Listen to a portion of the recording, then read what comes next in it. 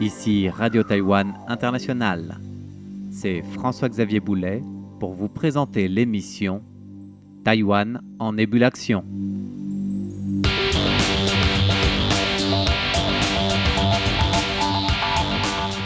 Aujourd'hui, c'est une découverte dans le domaine médical qui nous intéresse.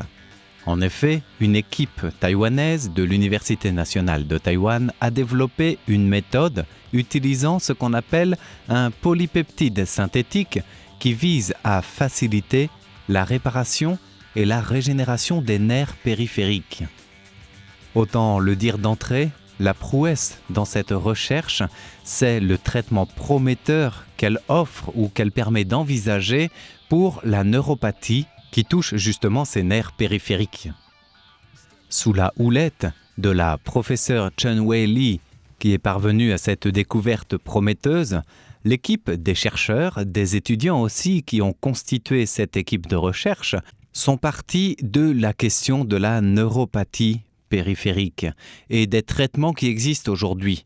Quand on sait qu'on retrouve cette neuropathie dans diverses maladies comme la dégénérescence de la cornée ou le diabète, et le point de départ entre guillemets de la recherche de cette équipe, c'était justement de se dire qu'il devait exister d'autres approches, d'autres traitements possibles face au manque de médicaments efficaces par rapport à ces neuropathies. Ils ont surtout travaillé sur la maladie cornéenne, c'est-à-dire la dégénérescence du nerf de la cornée, sous l'égide, nous le disions, de Chen-Wei Li, qui est justement ophtalmologue de formation et qui enseigne à l'université de l'Hôpital universitaire national de Taïwan. Elle est d'ailleurs directrice du Centre de recherche avancée sur la surface oculaire et les nerfs cornéens.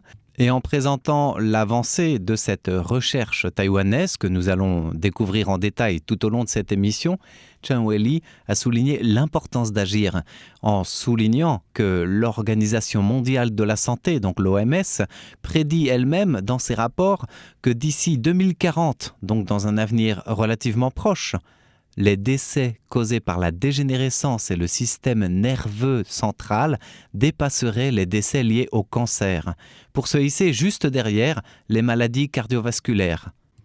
Et ce qu'on entend par les neuropathies périphériques touche aussi bien des maladies comme le diabète, comme la dégénérescence du nerf cornéen, et qui affecteront donc gravement la santé humaine, pas seulement à Taïwan, mais dans tous les pays. D'où l'urgence de mieux connaître ces maladies et troubles et de chercher des réponses médicales pour aider à soigner les patients. La densité du nerf cornéen, c'est la plus élevée de tout le corps. Voilà aussi pourquoi c'est à partir de cela que les chercheurs taïwanais ont travaillé. Ces déficiences visuelles graves se caractérisent entre autres par des blancs rougis des yeux, une vision qui devient de plus en plus floue. Chen-Wei Li a expliqué que les traitements disponibles pour les déficiences visuelles qui résultent des lésions des nerfs de la cornée sont difficiles d'accès puisqu'ils sont très onéreux. Et en plus, ils sont inefficaces, en tout cas insuffisants, et ce sont des traitements sur le long terme. Ces lésions des nerfs de la cornée peuvent être causées par une infection virale, par une neuropathie du trijumeau, par d'autres causes externes de blessures par exemple. Du coup, toutes ces déficiences visuelles nécessitent le recours fréquent à des gouttes oculaires, à des traitements, nous le disions, qui sont coûteux sur une longue période, sans pour autant offrir des soins réels efficaces. Et si l'équipe de recherche taïwanaise, dans la présentation de son avancée, insiste sur ce point, c'est que, par exemple, même si vous arrivez à avoir accès à ce traitement, lequel peut coûter jusqu'à 1 million de dollars taïwanais, c'est environ 32 000 € pour les nerfs de la cornée qui sont altérés, eh bien ces traitements qui sont disponibles restent inefficaces. Ce sont des traitements qui soulagent au mieux. Ils améliorent peut-être un peu la déficience, mais sans plus. Et c'est donc là qu'intervient l'avancée découverte par l'équipe taïwanaise. Pour ce faire, ils ont insisté sur ce qu'on appelle le stent biomédical électrophilé, qui présente 2 caractéristiques majeures sur lesquelles les chercheurs taïwanais ont travaillé, comme nous le détaille tout de suite la professeure Chen-Wei Li. C'est un matériau similaire à une pièce électrophilée avec des fils assemblés un à un. Il s'agit d'une structure directionnelle. Ainsi, les nerfs peuvent suivre cette direction fixe et croître le long de cet échafaudage directionnel. D'autre part, cette structure présente une autre caractéristique intéressante à exploiter, car elle peut libérer lentement et progressivement certaines substances réparatrices des nerfs. Donc, premièrement, il y a cette structure directionnelle dans des propriétés physiques qui permettent aux nerfs allongés dans une direction fixe de se développer dans une direction prédéterminée. Et deuxièmement, il y a aussi ces composants chimiques qui peuvent être libérés lentement, ce qui est le cas de l'acide glutamique et qui est une substance justement réputée pour être réparatrice des nerfs. C'est ce qu'on appelle une approche à deux volets. Et cette approche à deux volets permet d'envisager une régénérescence ou du moins une réparation des nerfs. Voilà donc le point clé de cette découverte de l'équipe de recherche taïwanaise autour du stent biomédical électrophilé. Liu Weifang, une autre scientifique qui a pris part à ces recherches et qui est professeure à l'Institut des sciences et technologies des matériaux à l'Université nationale de Taïwan, et c'est d'ailleurs elle qui est le principal développeur du matériau électrophilé, eh bien elle a détaillé que ce nouveau matériau, lié à la vision développée par l'équipe de recherche, pouvait être tissé à partir de ce qu'on appelle des couches superposées ou une sorte d'échafaudage de chaînes peptidiques à l'échelle du micron.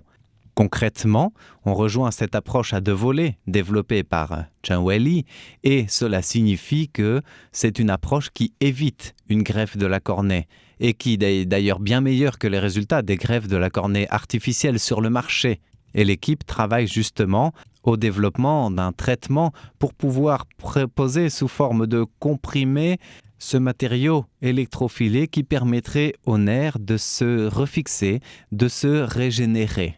Et c'est d'ailleurs cette fonction de réparation des nerfs plus optimale, d'après les tests en laboratoire de l'équipe de recherche, que nous présente Lin Weifang. En ce qui concerne le système nerveux, si vous prenez l'exemple d'un nerf sectionné, vous devez le réparer, le raccorder en quelque sorte. Il ne peut pas bénéficier d'une croissance normale.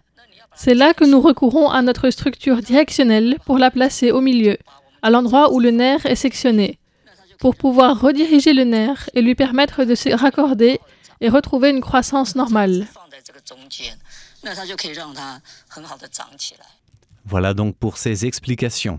Alors, dans la recherche des échafaudages biomimétiques en poly, c'est-à-dire un polypeptide synthétique, genre le PBG, ou donc le polybenzylglutamate, eh bien, ces échafaudages ont permis de révéler avec efficacité la restauration ou la réparation, la régénérescence jusqu'à 80 à 90% de la fonction nerveuse sur les nerfs de la cornée lors des tests laboratoires qui ont été réalisés sur les animaux.